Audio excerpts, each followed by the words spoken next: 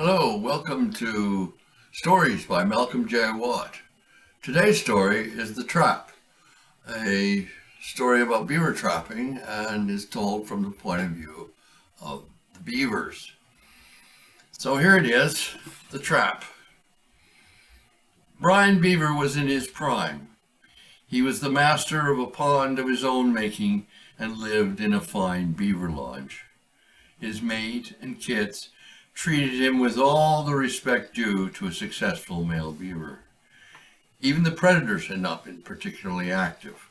No eagle or hawk had gotten a kit, and when coyotes or cougars had shown up, one slap of his tail would alert the family to find refuge in the lodge. The friendly animals appreciated these heroics as they came to drink from the pond. That spring there had been, as always, much to do. Runoff had been higher than most years, the weather wetter than usual. Parts of the main dam had been carried away. Brian had to shore up the remaining parts and rebuild the section that had been breached by the extra flood. His mate gave birth as usual, except they were blessed with a litter of 3 kits.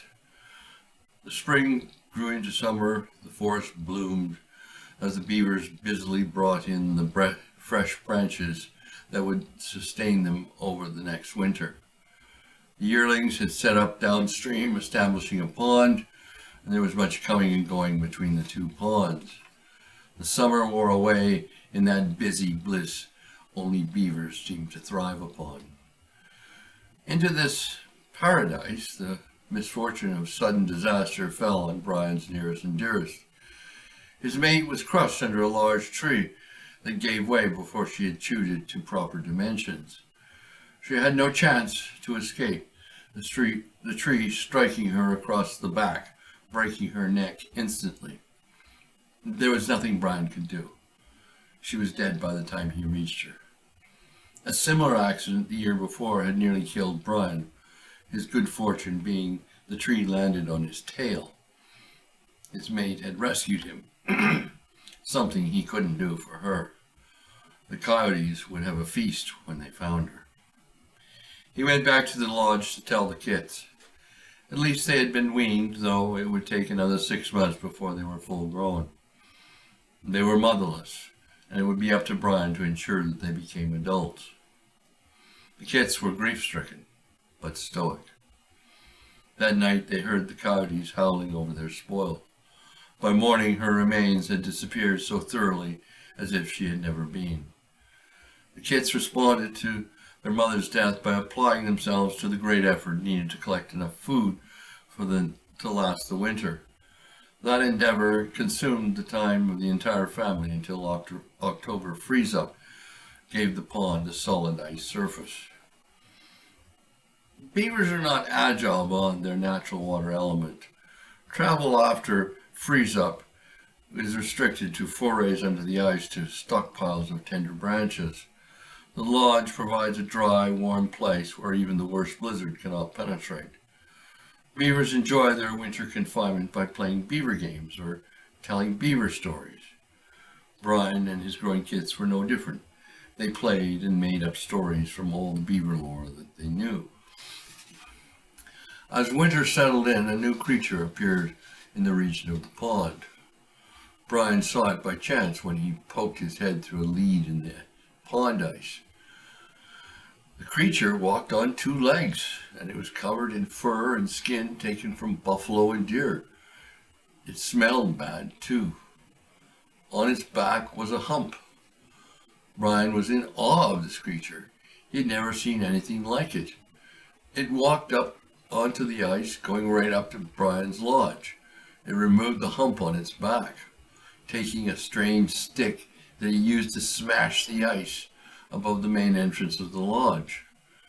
Brian was so startled he ducked back under the ice, swimming back to the lodge, avoiding the main entrance, coming up inside by way of a secondary tunnel. He told the kids. They didn't believe him. A removable hump on the back? A 2-legged buffalo deer? Ha ha ha ha! That ended the discussion. No amount of persuasion was going to change the view of the kids. The next morning, one of the kits dove down the main entrance tunnel. Instantly, there was a sharp snap and brief thrashing in the water right at the exit to the pond. Brian rushed down the tunnel, knowing something terrible had happened. He grasped the tail of his kit, tried to drag it back into the lodge with no success. He went out the other tunnel, swimming around to find the kit locked into the jaws of a strange monster. A monster that was mostly jaws, its body a curious linked string, its sharp tail driven into the large timber of the lodge. The kit was quite dead, blood oozing from its mouth. Brian was absolutely horrified. He told the remaining two kits the horrible fate of their sibling. They went bravely into the pond to confirm what they had been told. Upon their return, they swore vengeance on the monster that had killed their sibling. Brian wisely told them to avoid the monster. They could not be persuaded, vowing dark revenge. The body of the kit remained locked in the jaws of the monster for several days. It seemed strange that the monster kept his prey locked in his jaws, neither chewing or digesting. Days later, their peace was disturbed by the sound of smashed ice, rattling and clinking, replaced by a sinister silence. "The monster is alive again!" How the kits knew this, Brian couldn't tell. "Let's kill it!" "No!" Brian's command was ignored. The first kit dove into the tunnel, followed by a snap and the thrashing of death throes. The last kit scrambled back into the lodge, eyes bulging in horror. Brian and the last kit huddled in the lodge, too terrified to make any kind of movement. They stayed that way for some days, until some days passed before they heard again the smashing of ice, the rattling and clinking. They were unable to understand what that portended. Finally, Brian had to retrieve some food, which he did, avoiding the tunnel where he knew the monster lay in waiting. He decided to reconnoiter the pond. Perhaps the smelly, two-legged, humped buffalo deer was still around. He considered asking that creature to help him destroy the monster that had taken up residence at the entrance of his lodge. The sap carried as a sharp crack through the water. Brian knew the last kit was now in the jaws of the monster. His dismay slowed his progress back to the lodge. He found the kit had followed him out through the secondary tunnel, only to be caught by curiosity at the main entrance, his head facing towards the lodge. Brian was all alone now, something no beaver should ever be. The next day, numb from the disaster that had befallen his young, unable to comprehend the sounds, he lay in misery inside the lodge. The monster seemed so utterly unnatural, a killer with no reason, with no purpose he could understand. He spent 2 days locked in grief for his family. The third day he was forced by hunger to forage. He went down to the main dam, where a small pool of water remained open at the spillway. While he was there, the two-legged, humped buffalo deer returned, removed its hump, smashed the ice with its hard stick, retrieving the monster, removing the last kit from its jaws, and tied the carcass to the hump. It replaced the monster back into its place at the entrance of the lodge. Now Brian understood everything. The knowledge that the smelly, two-legged buffalo deer was the master of the monster cut through him as if sure as the snap of its jaws. He watched the smelly, two-legged buffalo deer trudge across the ice until it disappeared into the forest. He stayed in the open water until dusk, when a coyote came to drink. "Mr. Coyote, what is that smelly two-legged creature? Why does it kill beavers with its monster?" "Don't you know, silly beaver? What goes on 2 legs is called man, and he is at war with beavers. He's trying to kill as many beavers as he can, because beavers are so stupid." The coyote lunged at Brian unsuccessfully. He ducked under the ice, easily avoiding the predator.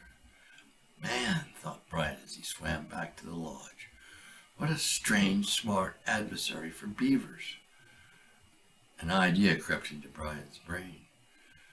Maybe the monster could eat what beavers ate, so it wouldn't have to eat beavers. It was worth a try. He found a stick, jammed it into the jaws of the monster. Sure enough, the monster's jaws snapped onto the stick, just as if it were a beaver. Best of all, the jaws stayed locked on the stick, letting Brian pass by it into the tunnel. Not so smart after all, the man and his monster, thought Brian. Not even as smart as a coyote. It was of little comfort. The knowledge came too late for his kits. Days later, the man came back to collect the next pelt he was sure to find. He only found a stick jammed into the jaws of the trap. Think you're smart, old beaver? I'll be back when you're not so smart. He pulled up the trap, put it in his pack, crunched away on his snowshoes and to tend the rest of his trap line. And that's the end of the story. Thank you for watching. Thank you for viewing. Please share and like and subscribe if you wish. I will see you again. Thank you so much. All right. Till we see you again. All right. Bye for now.